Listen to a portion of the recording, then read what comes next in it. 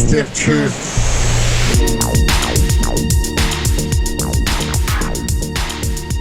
Hey, Bob, you ready to do a show? Yeah, I think we should just probably get right in there. Get started. There's no time for foreplay here.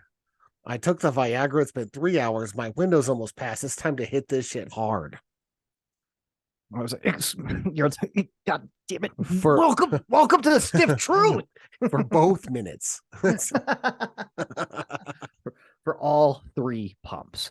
Welcome to the stiff truth. I'm Scott Castelnova, and with me is Mr. Bobby West. It's been a little while, but we are excited to be back and chatting about a lot of crazy things that are going on. I mean, we take a little bit of a break, and I think more news stories have hit that we want to talk about the last couple of weeks and maybe the last few months when we were doing shows. So maybe the quick pause was for the best. Bob, how the hell you doing? It just feels like everything's hitting all at once. Like there's a lot of things coming to a head right now. The world is firing on all cylinders, so to speak. Well, dude, there's a lot of shit to catch up on, as you can see by our backgrounds. It's already 3 stories right there, maybe 4 stories, because I know one of them will take us into a random tangent that's important to Bob and I. All of them will. yes, in the moment. I'll tell you what, though, I'm sipping on this cocktail here. I got some thoughts here, Bob, but I'm gonna, yes, that color is suspect. But yes, we today, kids, are having a lovely cocktail, a fun cocktail. Shout out to Prince, R.I.P. But we are having a purple rain today, and not very purple. Mine's not, but it does have. It's got a. You know what I'll say? It's got a hue. That's the word I'm going to use. It's got a nice reddish, purplish hue to it, but it's definitely not a deep purple. But there it is. I'll tell you what, my first thought here is false advertising with this drink. I'm gonna come out of the gate here. It's not a purple anything. If anything, it's a burgundy. Yeah, it's a burgundy shower, not a purple rain. Yeah, exactly. I mean, it's a touch away from being a golden shower almost. You know what I mean? Because everything else in the drink was pretty much almost like a golden brown. In fact, mine came out like looking like a beer. That's why I juiced mine up a little bit with color. Oh, Bob, did you pull a Liver King on this drink? What did you do? No. That's a trade secret. This looks great. Purple rain, a little blackish. Well, and I'll give you my thoughts on the drink here, but just so everybody knows, because again, I know you want to get out there and mix up this cocktail right away. It is a good cocktail. It's not a very weak cocktail. It's pretty strong. It tastes good. I will say this: it is, by all definitions, a long drink. Am I right here? When we see the 100%, yeah. You've got all of the 4 horsemen, right? You got rum, tequila, gin, vodka, and then you've got also a ½ ounce of triple sec. So that's how you make it, guys, right there. ½ ounces of the 4 horsemen, as you already know what that is. That's the 4 staples of liquor in the household, which you need to have: vodka, gin, rum, and tequila. Then also a ½ ounce of triple sec. Then fill that rest of the tall glass with ice up with sour mix. I probably did about 1.5 ounces to 2 ounces of sour mix, somewhere in that ballpark, because I want to just go ahead and just kind of estimate that out. Then you shake that bitch with much vigor. Not even going to talk about Jay Fox. He's not doing very well. You know what I mean? So I'm going to leave him alone today, but just shake the shit out of that bad boy. Kind of like you do to a young baby that's crying, Bob. You know what I'm talking about, right? Am I right? Yeah. You got to shake this shit like Katharine Hepburn. Like a disobedient baby. But no, shake that bitch up, and then you pour it in a nice glass with ice. Me and Bob both use highball glasses because they look nice. They're pretty. I'm probably not gonna use a highball glass unless it really, really necessitates a bigger glass. Then here's where it gets a little dicey with proportions. You know how I'm a stickler, anal, some people would say, for the rules. But it just says, for the layperson. But it says to top it off with black raspberry liqueur. Now, top it off, there wasn't a lot of room left in my drink, I'll be honest. So I maybe put close to a ½ ounce, maybe. And I even took out like an ice cube or 2 so I could put a little bit more, and I drizzled it on the spoon to try to really layer it. Didn't do much layering.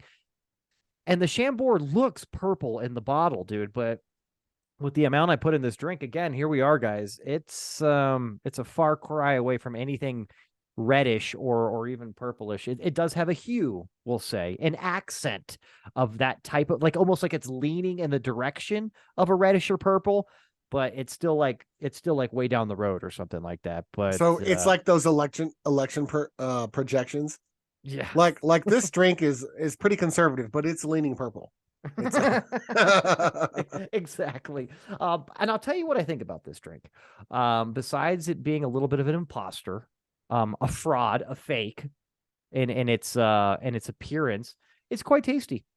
It was quite tasty. I'm gonna go ahead and say it here. I'm a sucker for a long drink because it's boozy, and mixing those four horsemen, and when you throw a little twang into it too with like some triple sec, it never disappoints. It's always a good tasting beverage, and let's just face it, it tastes dank. You can taste the strong in this drink, and we like drink strong. You know what I'm saying?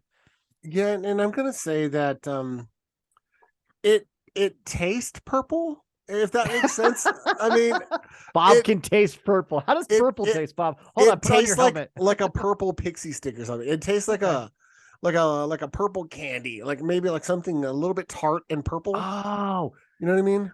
Wait a minute. I have to wind it all back now. Can we just edit out the last part of the show? No, we're not going to do that. But here, foot and mouth here.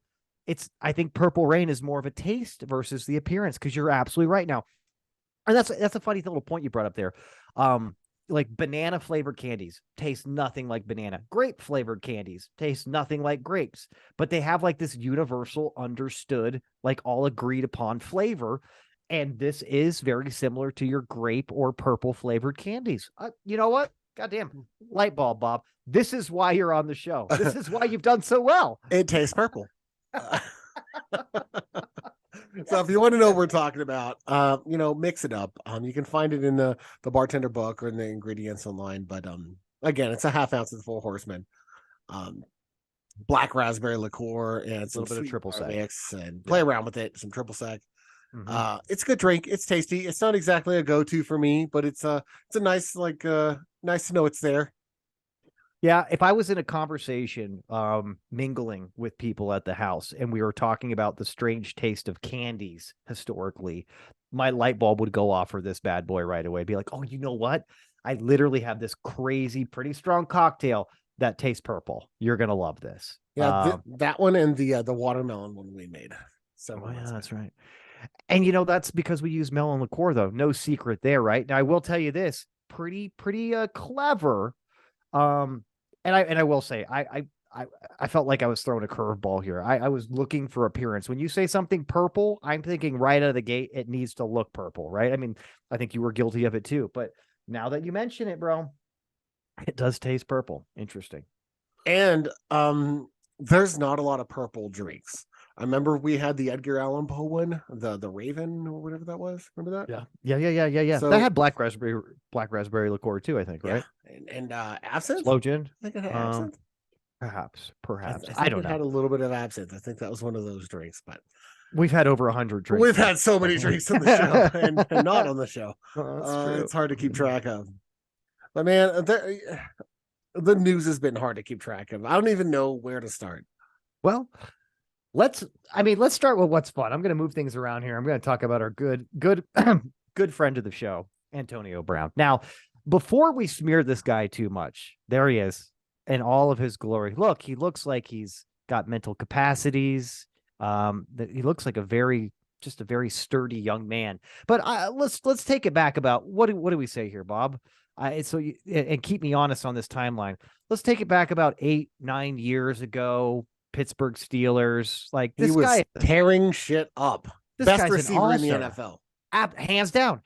At one point, you and I were both playing fantasy at this time. You wanted Antonio Brown on your fantasy team too. This guy was everyone did. He had 6,000-yard receiving seasons in a row. And correct me if I'm wrong here. For the first part of his career, I wouldn't say he was humble, but didn't run his mouth and didn't like really put himself out there too much to where people were like, God, this guy's a real piece of shit. What's he doing? But maybe not a good guy, meaning like a real nice team player. I don't know. I don't know the locker room culture of the Steelers at that time, but they were winning. That's the other thing, right? And they had Big Ben. So maybe They had that kind of Antonio Brown and Le'Veon Bell that might have been locker room cancer guys. I don't have any insider information, but once both of those guys got the boot, Le'Veon's career ended within a couple of years. And Antonio Brown, he's no longer in the NFL. Antonio Brown just kind of went off his rocker a little bit, right? So a little bit. Once he left the Steelers, like he couldn't hold a job. I believe his next stop was it Oakland? Or sorry, Las Vegas Raiders. But it was Oakland, and it was when John Gruden first got there. And I remember that was a big story. Is John Gruden was like, "Nah, dude, you're fucking out." And to say that, like right out of the gate, look, think about his position. He just walked away from a cushy commentator job, probably the stupidest thing he's ever done. In hindsight, now way stupid, especially after the remarks that he got caught saying. But yeah, leaves this job, goes to coach again. Definitely has a lot to prove. One of the first orders of business is you potentially just boot out like the best receiver that you have right out of the facility, right? But if that was the case, you already know this guy's a total piece of shit in the sense of not a good addition to the football team here. Definitely not going to help with the culture, and could potentially be like a horrible cancer for the culture. Yeah, so I think that happened. Then he goes, I think after the Raiders, he goes to the Buccaneers, right? Or no. Wait. There was another team. Didn't he go to the Patriots for a hot minute? He was with the Patriots. Yes. He was with the Patriots. I think he went Patriots, then Raiders. I think so too. Right. Okay. Let's see. No. Here, I got it. So he went Pittsburgh, Oakland, New England, and then Tampa. Yeah. And each one was just like, hey, he was kind of like the smelly kid that, after a while, I was like, who smells like shit? Let's get this. All toxic receivers are. Do you remember T.O.? Like no one wanted to play with T.O. There's something about those me first kind of receivers. First of all, to be great, you kind of need that narcissism about yourself to just kind of be an elite receiver oftentimes. But with that comes a lot of baggage. And I would also say that he spent 8 seasons in Pittsburgh, 8 or 9, which is about a career, right? And I don't have any inside information, and I'm going to just say that this is pure speculation. But is it possible? Speculate, baby. Is it possible that the CTE hadn't kicked in yet at that point? And that later in 2017, 2018, he started to get a little bit more crazy, and finally the coach is just like, I'm done with this guy. Let's just ship him on. And then he couldn't really hold the job after that, as with a lot of people that leave the NFL that have dealt with CTE. A lot of them have a struggle like dealing with the norms of society and holding jobs, kind of like almost like some veterans that are shell shocked, right? Sure. Some of the NFL guys kind of never recover from their playing time. And maybe this guy's that way. I don't know. Now, why are we talking about AB? Well, because right now he's can we say Mexican standoff? We can still say that, right? Like, I mean, it doesn't really make sense, but well, I mean, it is the phrase. That doesn't. Hey, if that's your justification for being able to say something, then we could very easily be canceled. But that's okay. We welcome such things. You're like, can you say this? You're like, well, it was a phrase at some. Hopefully, we're canceled by The View, because that would be great exposure. Oh my god, that'd be perfect. Bring it on, Whoopi. Bring it on. No, what we're talking about this guy, because yes, he's at a standoff right now. He is literally hunkering down. Very similar to how we said Trump was not going to leave office. Antonio Brown is not leaving his. Is it Tampa Bay? He's in Tampa Bay. He's correct? in Tampa. Yeah. So to his Tampa apartment. Now, this has been going on for a couple of weeks. Am I right here? Yeah. So December 1st, Antonio Brown was charged, with assault and battery on a household member. Now, mind you, that sounds pretty fucking heavy. It's pretty heavy.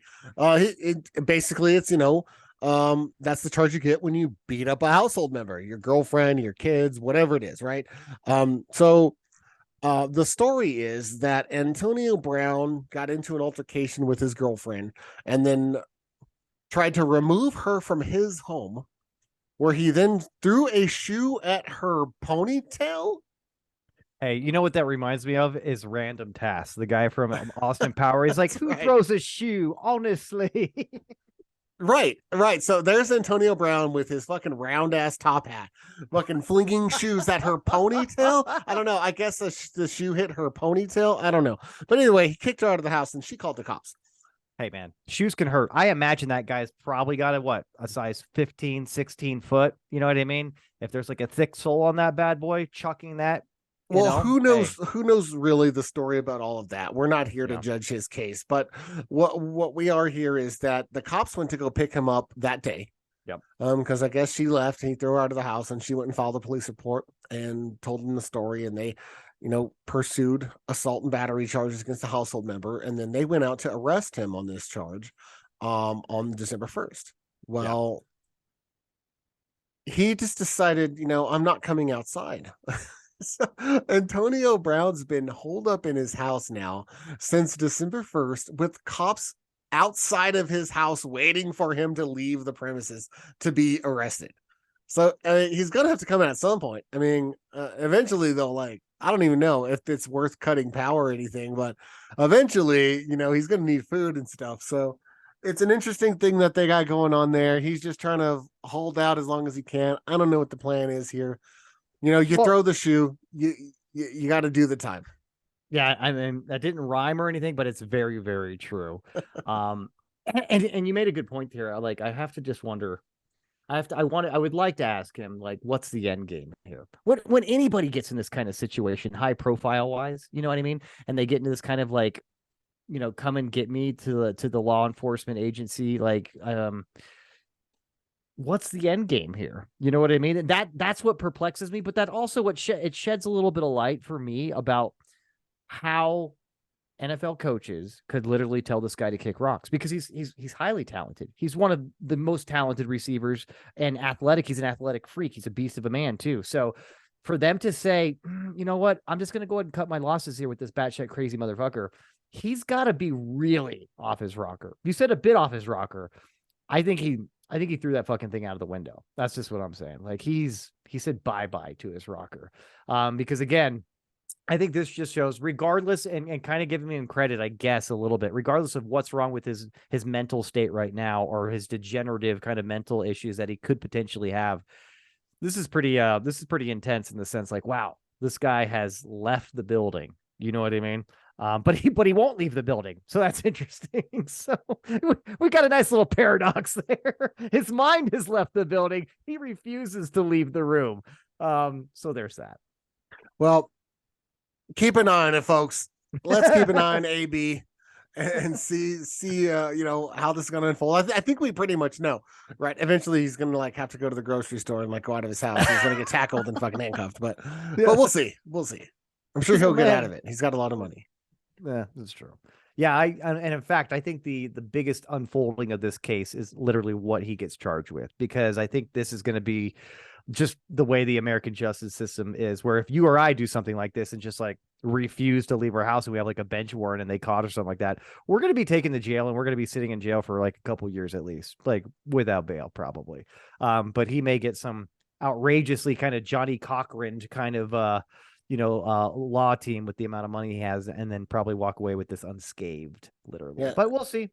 Again, Johnny Cochran died. He's gonna have some flashy dude like the dude from Seinfeld, but his name's gonna be Johnny Cochran.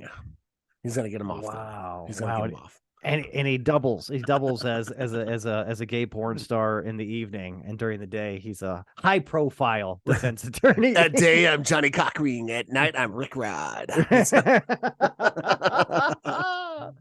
Oh my goodness! Speaking of the gays, there's some big news. Last year with the political drama, in June and July, the Supreme Court says, you know what, we're not gonna say that abortion is actually legal, and the states need to decide for themselves. Kind of rolling it back 50 years. We've covered this, so the Democrats, campaigning on abortion rights, get a high turnout.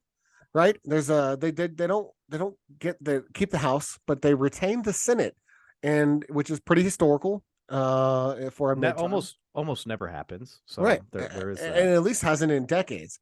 So what's the first thing they do while with the lame duck session? While they do still hold control of the House and the Senate until the end of the year. Well, they couldn't codify abortion. So they basically, I think they had some foreshadowing here and did the next best thing. Mm-hmm. And this isn't just the Dems. 13 No. Republican senators, and every single Democratic senator voted a bipartisan, filibuster proof, 63 to 37. Do some math there. Vote to legalize gay marriage, and it's not in the sense that gay marriage is legal. What it is they made it to where if a state has legal gay marriage, then the states that don't have to acknowledge it by federal law.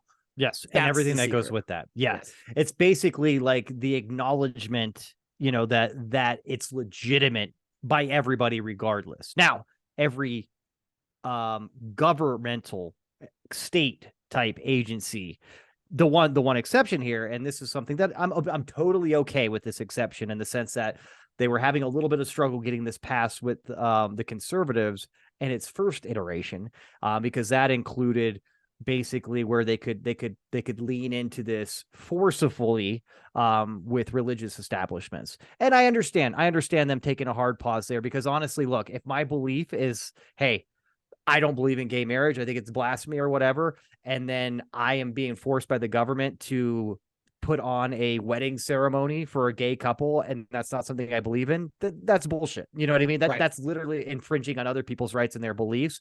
So I'm okay with that. Totally okay with that. And it kind of, I don't want to go into the weeds too much here because this is a good thing, but it's interesting that the Dems were pushing against that initially to make it like blanket, like, hey, we don't give a fuck about these Bible thumpers here. Let's just make it a blanket thing, But Of maybe course they were, Scott. right. It's Well, the all or nothing mentality. that's the tribalistic thing that we're doing here in this bipartisan kind of world. But to retract a little bit with where I was going there, this to take a quick pause. This does give me hope. And that means, Bob, regardless of what the issue is about. What I mean when I say this gives me hope is I love to see some kind of bipartisan action happening where people are highly vested in getting something done that's not part of their normal repertoire, we'll say, and what they usually do. I think that's fantastic here. So kudos to the 13 Republicans. Kudos to, everybody that actually wanted to put this together, because you said it was the next best thing. Depending on who you are, this seems like this should have been something that happened decades ago, right? Like, Or when at you look least at in the this, 2000s, right? yeah, right. Like, seriously, this is and what is the name of this law here again? It's the Respect for Marriage Act. Pretty effing cool. Which is Yeah, and interesting. I don't know what the deal is to it's got to go back through the House, so I don't know what the deal is there. I guess their next session's like supposed to kick up like now, tomorrow. So I'm guessing it's going to go through the House pretty clean. Uh, at that point, because I'm sure you'll get every Dem voting for it and a few Republicans. Mm-hmm.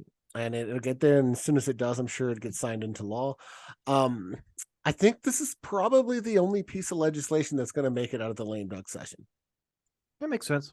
It does make sense. And it's something, again, like I was just saying, it's something where if you're this, if you're that hardcore opposed to this, with the exceptions that they've built into this bill with the iteration they did, like, hey, this doesn't apply to religious establishments. It basically just says, hey, if people want to have the benefits and the pitfalls of marriage, regardless of what you think about your moral standings or what your definition of marriage is, let them have it. Get out of their way and go mind your own business. I think that's a good thing. You know what I mean? And hopefully people will say and see, like, hey, you know what? This is not the hill I want to die on. Some Republicans, this is not the fight that I want to be labeled with, because again, the people are watching, Bob. You know what I mean? So hopefully that kind of gets this across the finish line, because we still have a majority Democrats right now in the House. Yeah, for the So next 3 weeks. yeah. Now, on that note, Nancy Pelosi has decided to step down. So that's also something that happened. So So finally, Skeletor is going to go back to Grayskull, and and everything's. I guess Hakeem Jeffries is going to be the new, representative of the Democratic caucus in the House. So for now, that's going to be the minority whip. Is that what that's called? Minority whip? I believe so. Now, do you think this has anything to do with what happened with her husband? I think it does. Well, I think it has everything to do with it. Yeah. I think that was the last straw. Like, I'm just fucking done. Yeah. She's like, look, I've made millions, billions of dollars here, but you can't hit my husband with a hammer again. That's where I draw the line. Yeah, and rightfully so. You know what? She's 80. She could have called it quits a long time ago, but I think that because she was still able to, and she held a lot of sway, I think she held on to the position, and people still elected her to like represent the stuff. Because one thing's for sure, she is a hard nosed chick, and she knows how to count her votes and get shit done. Even if you don't agree with like what she's getting done necessarily, that doesn't mean that she wasn't the Mitch McConnell of the Democratic Party. Well, and let's not take anything away from old Nancy here, but she also is the grand champion of oral tennis table. You know what I mean? And she's a hell of a bridge player. Sit down, Nancy. No, but seriously, I think this is doubly good news here. We're in a roll now. We're doing what they call snowballing. You know what I mean? Yeah, we've got a Gen Xer that's replacing her. Yeah, that's great. That's fantastic, bro. Keep it going. And then you know what? To top things off a little bit more here, we'll talk a little bit here about what happened in Georgia, which doesn't deserve a lot of conversation, according to you and I, right? Like the Georgia runoff was just kind of I would say it's just a silly rule they have there that they have to go to a runoff here because Warnock won in the first round, but the margin was too narrow, right? Warnock won again when the magnifying glass was put on there. And this caused Kyrsten Sinema, I think, right? Oh, wait. Kyrsten. Is it Kyrsten? Kyrsten? It's Kyrsten. Keer-sten Sinema. I think this gave her the door. This gave her the door to leave the Democratic Party. Now, obviously, I'm sure there's hundreds of thousands of things that both Republicans or Democrats could say, man, I am really fed up with my party right now. This is not what I signed up for. This is not why I got into politics. But this is the lovely senator from Arizona now who's defected from that's her right there. You know what? Not a bad looker either. I'll tell you that. Not bad. I mean, she looks better than the other side of your background, but that's just me, personal opinion here. But yeah, so hey, Antonio Brown was like in a game. Take it easy. But yeah, so she has decided to leave the Democratic Party, which is quite timely and doesn't really do much, like we were talking about in the grand scheme of things with the political shifts or the power of what's going to be going on. I mean, the senators, the Senate is going to be Democratic for the next 2 years again, obviously. And I think that's why again, we talked about this a few days ago, why she decided this is a perfect time for me to go ahead and declare my exit from the party and go ahead and start running under an independent. Well, she wouldn't have been able to do it if Herschel Walker had won, because that would mean that she's handing over the control of the Senate. Oh, can you imagine if she did? Oh, wow, she did. Then her constituent, like, she'd lose every single Democrat in her state. So as it is now, her and Manchin were already cock blocking a lot of the legislation that was going through. They prevented a lot of it from going through. And this is from increasing the corporate taxes. It was from increasing the taxes on the elite and the wealthy. Right. So there were several pieces of legislation that she voted no on and didn't make it in that Build Back Better plan. It had to get castrated and turned into the what is that? The Inflation Reform Act, right? Inflation Reduction Act. Yeah. Reduction Act. Right. So that's why was Kyrsten Sinema and Joe Manchin had cockblocked that whole thing. And so she'd already lost a lot of her Democratic following in her state. But her number one donor, her last campaign was from GOP backed, corporations. So she was already a very conservative Democrat, and like Manchin had contributions coming from both sides of the aisle, and that's fine because she's an independent. kind of always has Mm-hmm. been, right? Mm-hmm. But she needed the Democrats for the money, and let's be honest, most of the time she does vote with the Democrats. But I think that because of what's happened in the last couple of years, and because of what's going on with Arizona and that political climate in that state, I don't think she had a choice to stay with the Democratic Party, because I don't think she would have made it past the primaries. Mm-hmm. And then I don't think the DNC would have funded her. I think they would have chose someone else. So I think that this is tactical on her part to try to still win her seat, because if she goes independent, then she can start speaking a little bit more to those fringe Republicans that she can get votes from, and that middle area, trying to get Dude, the moderate Republicans and the moderate Democrats. I think she can still win as an independent. oh, 100%. And I'll say this kind of in pointing a very optimistic lens or what have you, but I think if she plays her cards right, there is the bulk of people on the fringe of each side of the party. She could easily win if she's smart. That's just me, right? In the sense of, like, we've talked about it before. Where do most people live? They don't live in the extreme right or left. Those are the most vocal. So we think there's a lot of them, but most people are on the fringe of either or, and they just are kind of scared to get out of their comfort zone or whatever it is. But I think with somebody like this, and we talked about this the other day too, I think this is paramount. This is something that could really, really, hopefully catch on, in the sense of this has happened a few times on each side of the aisle. But I think it's well overdue, in the sense that I think there's plenty of other people, if they got the balls and they had the backing, and most importantly, if they knew they could get the funds from the opposite party by defecting, I think all of a sudden we have a handful of independents that start swaying, like, influence. And I just think it would make a much better political system to have a bigger voice in the independent realm that could get some equal funding as the Republican and Democrats. And she right now is kind of like the test subject for that, which should be interesting to see how this plays out. Because again, she could lose, they could boot her, they could totally Hillary Clinton her, you know what I mean, the Dems, if Well, they they want can't to. now. Well, right. You know what I'm trying to say, though. They could. They could totally sabotage her once.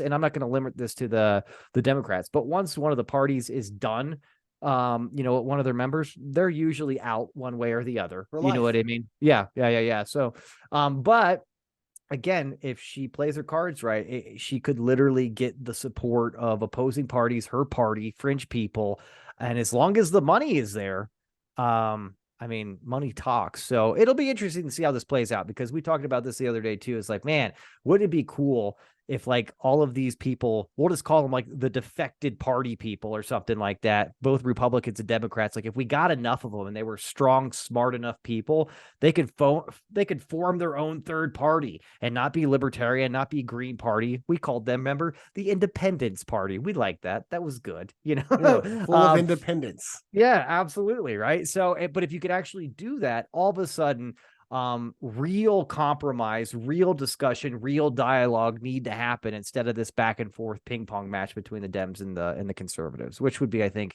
invigorating to just the political system in general. Well, and there's a lot to agree with there with you.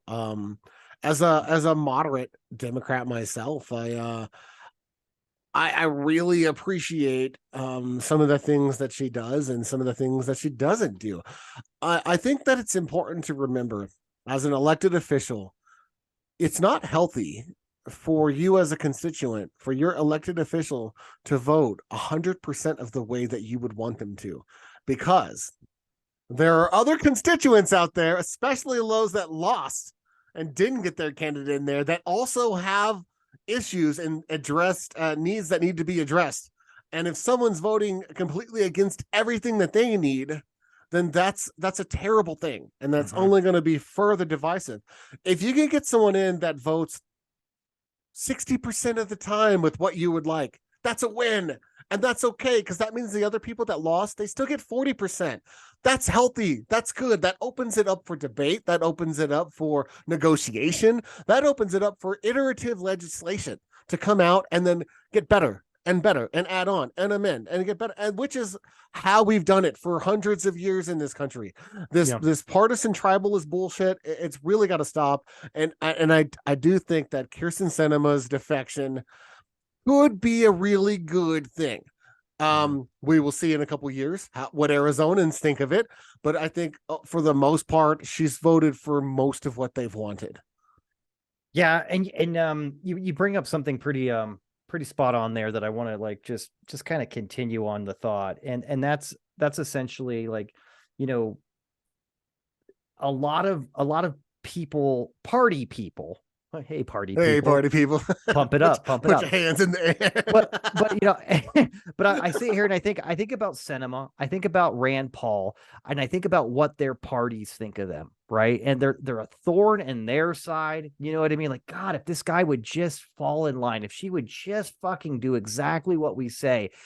She's just not a good senator. He's not a good senator. He's such a pain in the ass. This guy just never lets us get anything done, which I think is the exact opposite narrative of reality. Like you were saying, is like, no, these people actually wedge, you know, and push against the grain in the sense of it shouldn't always be so easy to make very monumental big decisions about what's going on in society. You know what I mean? But that's how the extreme right and left are just party people. That's how they want it to be. They're like, hey, look, we're all going to vote this way. Don't think about it. Don't use your thoughts. Don't do that. Just fall into line and vote the way we want you to. And I think that's an interesting kind of little an interesting kind of dilemma that we have there with there's a lot of people, and you could talk to, I'm sure, millions of Republicans and Democrats that are like, Sinema's a piece of shit. She's you know, she's getting her pockets lined from Republicans. That's all it is. She's just fucking, she's a oil mongering, you know, they could go on and on. They could just make all of these crazy kind of assumptions about her. Same thing with Rand Paul, same thing with other people like Mitt Romney, even, right? I'll say is one that kind of goes against the grain a little bit for He's from the similar to Sinema on the other right. side of the aisle. Right. But these people, I think I got to give them a lot of credit, man, because this is how real progress is made. You know what I mean? When somebody actually stands up that should be voting a certain way and says, you know what? I'm using my reason and my logic here and my moral compass, and I'm saying, no, this doesn't make a lot of sense to me. And when you can actually stand up and say that and know that you're going to get a lot of shit from your party, and it's probably potentially going to end your career, and you still fucking lean into it, that means a lot. And I think it's contagious in a good way. Like it tells other people, like, you know what, maybe I don't need to be so scared here. Maybe I should actually stand up for what I believe in. And then boom, all of a sudden you have things happening, and maybe it's a stalemate for an easy decision that they thought was going to be made, but maybe it's a stalemate that stops a shitty decision. You know what I mean? And that's what I think is positive about this, in the sense of actually coming to better policy. Yeah, and I think that her being an independent more represents her ideology than her being a Democrat. Obviously, she doesn't vote for everything the Democrat, but I do think that she'll probably caucus more with the Democrats when it comes to general voting stuff. Let's face it, she caucuses about half the time. You know what I mean? She caucuses both ways. But the last thing you want is to have a Democrat or Republican come in there, and you expect them to vote a certain ways on your topic, and then all of a sudden when it comes out, they threw a curveball at you and surprise you with some junk. Yeah. You know, and speaking of surprising people with junk, Deshaun Watson is playing football again. Now, I'll tell you this. Last week was his first game back after how many weeks? 2020. Like 2 years. Yeah, 2020. He spent more time in a massage parlor than he spent on the football field in the past 2 years. I mean, this guy has been out for a really, really long time. But yeah, he comes back. He has what looks like a decent game last week. It was a tough game last week. He won. Yeah, he did. But this week, not so much, in the sense I saw his numbers, not very good. I will say this. With the Browns and where they're at, and I know it's only 2 games of his return, I think they were doing better with Jacoby Brissett. I'm just going to go ahead and say that right now. Could this potentially be, Bob, the biggest deal for a quarterback, and at the same time the worst deal in NFL history? No. That deal belongs to Russell Wilson and the Denver Broncos. So you know what? I'm glad you said that, because I thought you were going to come with Albert Hainsworth again. I was like, come on, leave me alone, bro. No. So far, and if you just want to go with the math and the numbers, The Russell Wilson deal cost them 3 number 1 draft picks, $270 million, and they're in bed with this guy for another 3 or 4 years, or they're going to be upside down like $70 million a year the first year, $40 million the second year, $30 million. It's terrible. They can't get out from under it. So either Russell Wilson needs to figure shit out, or that is the worst quarterback deal in the history of the NFL. Deshaun Watson is such a better quarterback than Russell Wilson. And I know Russell's got a ring, but he also has one of the best defenses the NFL's ever seen when he did it. And he also had Marshawn Lynch too. I don't want to hear the whole, well, Russell Wilson's got a ring, so he's better than Deshaun Watson. Yeah, cool. So Trent Dilfer is better than Deshaun Watson. Get the fuck out of here. Deshaun Watson's one of the most talented quarterbacks that's been in the league in the last 20 years, right? This guy reminds me of Steve McNair, right? Hey, skill set. Hey, by the way, we're sorry, Trent. We love you, baby. All right, but you're just a perfect example of a game manager that got a Super Bowl ring. I don't even know. You're better at quarterback than I am, guaranteed. But that doesn't mean that like I should have played in the NFL. I'm not Zach Wilson. Well, here's what I mean. Here's what I mean by that too. And I agree with you. I do agree with you. I think as of right now, it appears that the Broncos may have made one of the worst deals in history. But we'll see. Again, we'll see how this plays out. I want to see what Deshaun Watson can do for the rest of the year, because if he continues to be what have you, and he's got a great team, great offense, that's for sure. He's got Amari Cooper and he's got Nick Chubb. I mean, that should be good enough. But we will see, because they did spend a lot of money for this dude. They kind of bet the farm on this dude. So I'm interested to see how this plays out, man. I don't know all the statistics though on everything else they gave away. I just know they gave a shitload of money away for this guy. And it already was a dice roll, right? Because he could be facing criminal charges. All of a sudden they're out $250 million. No. They dropped the criminal charges. I know, but I'm just saying. Like, so the DA dropped it. Now, if he goes back and does it again, then yes, he could. Well, I'm not trying to minority report this guy or anything like that and have some pre-crime go on. But when you get away with something that, you're guilty of, it doesn't exactly motivate you not to do it again. That's all I'm going to say. Well, Deshaun Watson and the Browns lost to the Bengals today, 23-10. So by 13 points. He was 26 of 42, 276 yards, 1 touchdown, 1 pick. So for second game back, pedestrian numbers, but he was playing one of the hottest teams in the league right now. Yeah, the Bengals are on a tear similar to last year. So they're going to be a real tough out in the playoffs. Yeah. Well, the verdict is still out for Deshaun Watson. But that's more yards than Russell Wilson's thrown in like 3 games. So yeah. I mean, honestly, I started right before we started the show. I was maybe taking a little bit of a peek at that Chiefs Broncos game, and I was like, "Oh, Jesus Christ!" Just a couple of series, and I was like, "Oh man, Russell Wilson, what are you gonna do out there, buddy?" It's tough times, bro. Well, very tough time. You gonna look? Check it out. Well, I never even paid attention to those games today. Oh, Jerry Jeudy caught himself a touchdown though. That's cool, right? Oh my God. So it's 27-7 with a minute left in the second quarter. And I'm not going to say it's all Russell Wilson's fault, but that whole let Russ cook shit. I mean, let Russ manage the game first. Let's start there. Hey, do you remember that? You've seen that viral thing with him like behind a green screen doing that, like Broncos country. Let's roll. Let's ride. Let's ride. He says it like 30 times. No, even when he does a presser or something after a game, he's just like, well, I got to get better. I just didn't play very well today. But anyway, Broncos country, let's ride. And he takes off. I'm just like, what? Dude, yikes, let's tone down the bravado and just start saying, you know what? I'm not very good this year. I need to reassess and get back to my basics, work on my mechanics. I'm getting with the coaches to try to see what's going on. I'm studying the film. I'm not getting any of that from Russ. What is it's that? Just like it'll work out shit. Yeah, well, what is it? Nathaniel Hackett too? I think he's going to be, unfortunately, I think he'll be gone after the season if they don't do something miraculous. Which is a shame, because I think he's actually a decent coach. Right. But he's getting, when you have a top 5 defense and you only give up 13 points a game and you're still like 3-10 or whatever. 3-9. No, 3-10 after today. Yeah, we can call this one. But it's like the second quarter. What are you gonna do, man? You have one of the best defenses in the league and you still can't win. That means you can't score like a historically low amount of points needed on average to win. Like, as if you can't get more than 13 points a game, that puts you in one of the worst offenses in the history of the NFL. Well, I'll tell you what, at least they're not doing anything sus. At least they're not cheating to win, unlike our good friend, the Liver King. Now, Bob, did you get to see, I don't think you did when I sent it to you, but did you get to finally watch his apology? Well, I saw his apology on TikTok. Yes. I caught it when it went out, when he like did it, right? And I had never heard about it until that video blew up.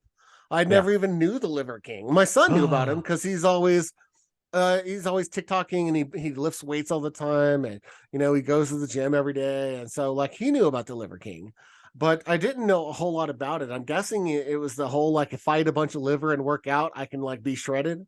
Well, what he pushed, and granted, he does have a decent message, that some of it does make sense. He pushes like ancestral living lifestyles, essentially, Like which is paleo stuff. essentially, right? Like no vegetables, even no anything but just like meat, unprocessed dairy, mainly organ meat, right? That kind of stuff, and just like living natural kind of thing. There's a lot of health benefits from doing something like that if you're smart about it. There's also some dangers of going too off the rails without a decent amount of education about that. But at the same time, there's some other folks like him. I think the biggest thing, though, is he had a good message. Apparently, he was a pretty wealthy guy, pretty well-to-do prior to his fame on social media, and I think he did take off on TikTok. But started to take off a couple of years ago on TikTok.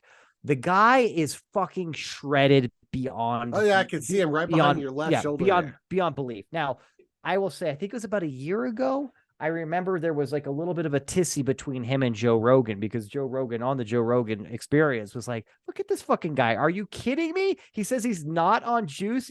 Dude, this is the epitome of somebody that's on juice. Bullshit. And he was like arrogantly and rudely calling bullshit on this guy. A lot of people blew back at Joe Rogan for it. This guy held to his guns. Like, dude, I've never touched this stuff. Although he's 5'5" and probably like a solid 200 and something pounds of fucking shredded, like Adonis muscle. Like, this guy is just ridiculous. Yeah, no, he looks like those bulldogs that are chained to a tire. You know, the ones that are like huge, or like those kangaroos that are like obscenely massive on the upper like body. the punching kangaroos and stuff. Yeah, those are great. He's crazy ripped. Absolutely. So he's preaching this lifestyle. He's ripping people for doing things artificially or doing them unclean or unnatural. And I think that's where the big black mark comes in on this dude. Is he talked a lot of head, and then people finally called his bullshit, and he had that apology video come out where he's been taking steroids most of his life. I think he said that he's only taken like a couple cycles or whatever, up until a couple years ago, but that's bullshit. I think that's even bullshit. And just for anybody out there that doesn't kind of understand just like physiology and natural bodybuilding and stuff like that, you cannot look like a fucking action figure from just drinking protein shakes and working out and eating holistically. I'm sorry, guys. It's not how it works. You look good. You look great. You look shredded. You look cut. But we got to keep it within the natural realm of things. You're not going to look like a Marvel superhero by going natural. And if you don't like that, that's okay. Juice it up. Juice it up all day. Get on the sauce, baby. But if you want to keep it natural, not get some horrible back knee, which a lot of people tend to get, or get your balls really shriveled up, then you just got to accept that maybe you're not going to look like, like anybody really. I'll even use The Rock as an example. That guy says he's natural too. There's no fucking way that The Rock at 50 years old looks like he does without some kind of assistance, genetically. And I mean, like, shot wise. So there's that. That's where I'm going to leave it right there. Your thoughts? I'm just going to say that, I don't have any insider information, but The Rock's head has gotten bigger in the last 20 years. And normally humans' skeletal systems don't keep growing after, 20. So, yeah, call it what it is. You can say what you want. I just know that the dude's face is bigger. And I just know what it was like when the bobblehead of Barry Bonds and Sammy Sosa used to come around and like, oh, I'm clean. You're like, but why is your head like 2 times its size? Yeah. No. I just work out a lot. You work out your skull? Now, well, and here's the other thing. I digress a little bit here on The Rock. I'm definitely not trying to clown the guy. He's great. And the other thing I want to say too is people that juice love The Rock. and people that juice, people that don't juice, people that look fantastic and later in age, meaning past their 30s, and they look still like they're tip-top shape. Dude, tip of the hat to you because you're working super hard, harder than I could probably ever work. You got dedication out the ass. Good for you. Keep it going. Just like keep trucking. With that being said, getting back to the Liver King, I think this guy is perfect. I think he continues to make a lot of money and his reputation goes untainted. If he just dials down the extreme view that he has a little bit and say, hey man, yeah, like Rogan does, in the sense of like, yeah, dude, I use testosterone supplements. I do this and that. You know what I mean? No big deal. I feel the best I ever have. You know, I do it safely. I do it under like a legitimate like doctor and everything that monitors this shit. I don't want to do it like, you know, like myself and without education. However, yes, I'm using some assistance. I'm getting a little bit older here, and I'm noticing some things, some fatigue, some loss of muscle mass, some other things that aren't working right anymore. And I decided to go ahead and let's try to pump this shit up, literally. And I think if he takes the stance where he kind of just admits that he's doing something, but he's doing it smartly, then we could literally be not having a viral piece about this guy right now. But it's because he took the hard stance on being super clean and being the outlier of the universe when it comes to body physiology, that here we are. And I don't know if you did watch his his one thing that I thought was super funny about his apology video is like he apologizes, but then he says, he's like, but I did it all for the kids. I did it all for these guys out there that like are killing themselves and committed suicide. I do it for everybody else. That's why I'm doing it. I'm like, yeah, sure thing, pal. Me too. Like I overeat and drink too much so that I can gain weight because I don't want people feeling bad about their physique. I want to make people feel good when they standing next to me in the supermarket. Like, look at that fat slob, man. I'm feeling great now. You're welcome. You're welcome. That's me to you. I do this all for your own eyeball test about your own self-esteem. That's why I do this. You know what I'm saying? You want to feel better about yourself when you get out of the gym? Come stand next to me and take a selfie. Come on. You'll feel great. You're welcome. I'm there for you. Hey, Bob, that's what I love about you, bro. It's not about you. It's all about the kids. Am I right? It's all about the children. Well, we'll see a couple of things here. We will see how much more videos this guy pumps out, because here's the other thing. We do have that element of any press is good press kind of thing. So even though he was on top of the social media world just a few social media minutes ago, we'll see if the Liver King can continue on, or if he just like, you know, takes on a different form. I don't know, but again, not really going to change your life at all. You just learned about the guy, right? Yeah, 100%. I don't follow him, so. You know, I don't follow him either, but he's in my feed a decent amount. He's not anymore, but he used to be, just because I would stop on him and be like, get the fuck out of here with that bullshit. Oh, whatever. I'm going to eat bull testicles. Give me a break. This guy looks like a fucking overblown, like this blow up doll or something like that. It looks like he's about to pop. It's pretty crazy. But yeah, there he is. See him? Look at that. I can see him. Look, he's got that needle in his arm, and it looks like Secret of the Ooze, like from fucking Teenage Mutant Ninja Turtles 2. I mean, that's a healthy dose of juice right there. He's dealing in himself. Wow, how are we on time? We're almost there. We are pretty much almost there. I would say we're in the window of exit is where we're at. Let's bring it on home, like Brittany Griner. There you go. There you go. So Brittany Griner's back. She officially arrived yesterday? I'm not sure. So you know, we all know the story. Brittany Griner decided to take some weed to Russia because she's like super brilliant. Great choice, by the way. I'm sure she's going to do that again soon too. She's going right back. So yeah, she got caught up with their drug charges. Got a 10-year pinch. She's been there 9 months. Since she's been. Not necessarily. No, it's 9 months since she was charged, because she was charged like that day. Right. So on a 10-year pinch, but we we basically traded her the main character of like War Dogs to get her home. So that's cool. Even Yeah. trade, she had a pen. That dude probably was responsible for killing tens of thousands. Same thing. Same. Fair trade. Yeah. Potato, So, potato. um, you know, and I don't necessarily believe in any American citizen being locked up in any country.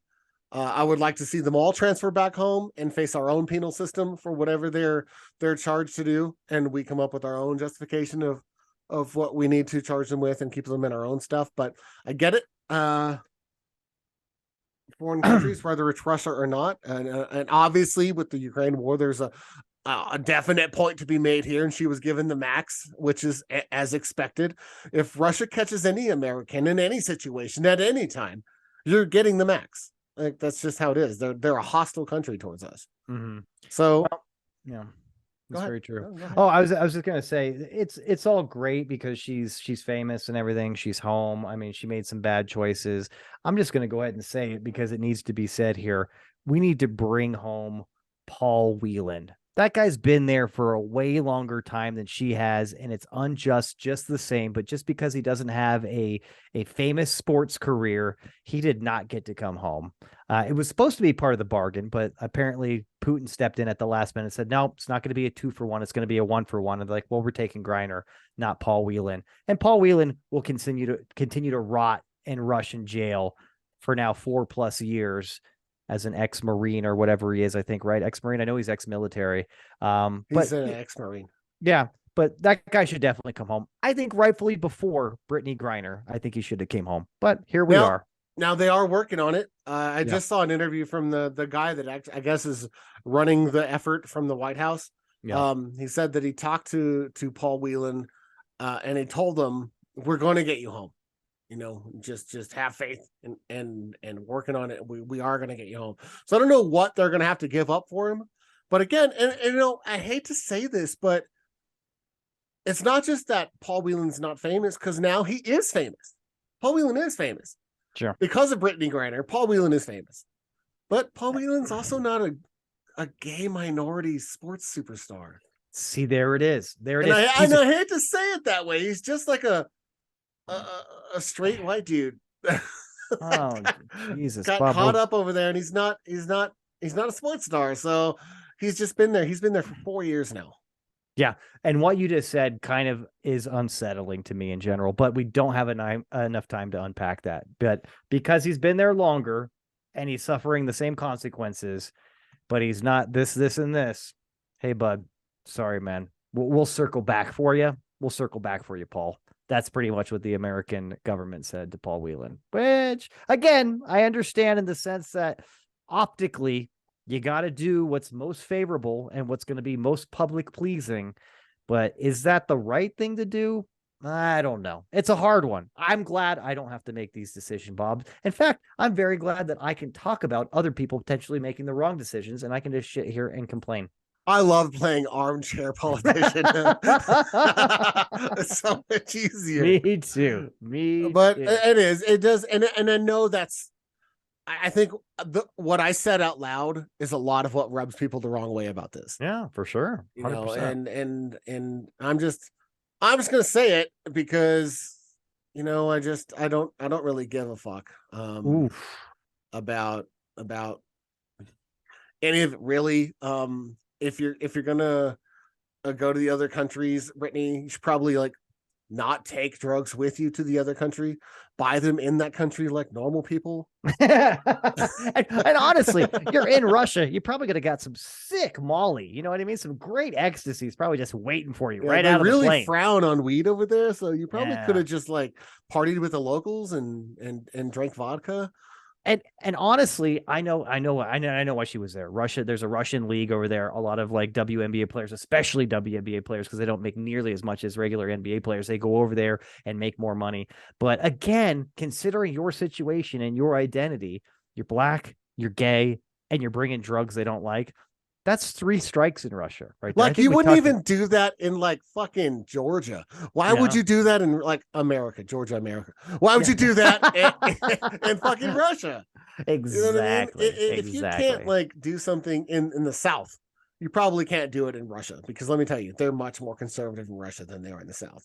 That is a good rule of thumb. I think that's your PSA for the day. You know what I mean? Like, hey, just so you know, guys, if you can't do it in the South, don't go try to do it in Russia or any other country where we're having a global problem.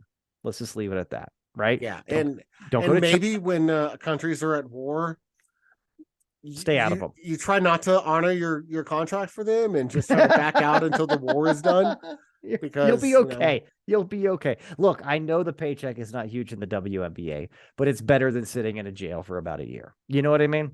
So there yeah, is because she that. was making I want to say $1 million a year in Russia, and I think she made like $250,000 a year here, That's which asinine. That's which isn't crazy. bad money. No, it's not. It's not like have your own chef money, but it's also not bad money. So you know, I get it, but not Russia, not Russia. Yeah. Americans, stop going to Russia. Stop it. at least Nothing good happens there. at least for the foreseeable future. You know what I mean? Right now, it's pretty much like you're walking into a James Bond movie. And that's never going to be like the kind of movie you want to walk into because usually there's some sus shit going on by the Russians. Am I right? I'm Yeah, right. no, I no, know I'm they're right. always sus. They've been sus since the 70s. You know, Sussy, at least in cinema. those sussy commies. You know what I mean? And we'll have to leave it at that, Bob. I think we are far beyond out of time, but another bang up job here by Oh, you. hey, by the way, just real quick, Trump organization got charged with like a couple of crimes. Anyway, just gonna brush past that. Well, that's Thanks for what the, joining that's us. that's what the rest of the constituents there for the Republican Party, a large faction of them are doing too. But yes, you're absolutely right. There's a decent amount of things going on why he still mounts a comeback for the presidency. So we'll see what Yeah, happens and there. I think we still have like more shit to catch up on the next show, but we'll wait till then. We'll Anyway, do it. Yeah. you Well, want to take us out of here? yeah. Thanks for joining us, guys. We will see you again next week. Sorry for our absence, but we're back. We're back with it. We're back with it to win it, and we're gonna have another great cocktail. And we do have a lot more crazy things to chat about as the world continues to get crazier. So until next time, guys, we love you. See you later. Bye. Purple rains. Taste purple. See ya. Purple.